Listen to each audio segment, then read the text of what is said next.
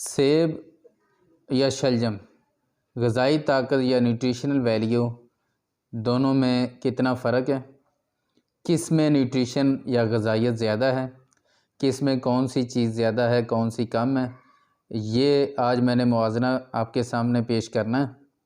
इसके बाद आपने फ़ैसला करना है कि आपने महंगे वाला सेब खाना है या सस्ते वाला शलजम खाना है। शुगर सेब में 10.39 ग्राम, शलजम में 3.8 ग्राम।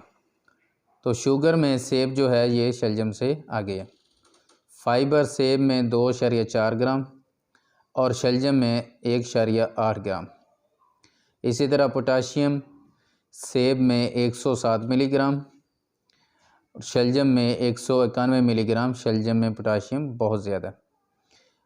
मैग्नीशियम सेब में 5 मिलीग्राम और शलजम में 11 मिलीग्राम। मैग्नीशियम भी शलजम में ज़्यादा है।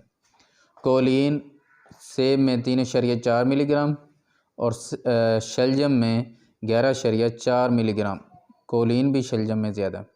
विटामिन सी 4.6 मिलीग्राम सेब में, जबकि शलजम में 21 मिलीग्राम बहुत ज़्यादा है। तो ये विटामिन सी आपको पता है कि गर्मियों में बड़ा मुफीद होता है, ये हमारे लीमू वगैरह में भी होता है, तो ये शलजम में भी वाफर मकदार में। कैल्शियम सेब में 6 मिलीग्राम और शलजम में कैल्शियम भी बहुत ज़्यादा है 30 मिलीग्राम। अब आपने फ़ैसला करना है कि आपने महंगे वाला सेब खाना है या सस्ते वाला शलजम खाना है।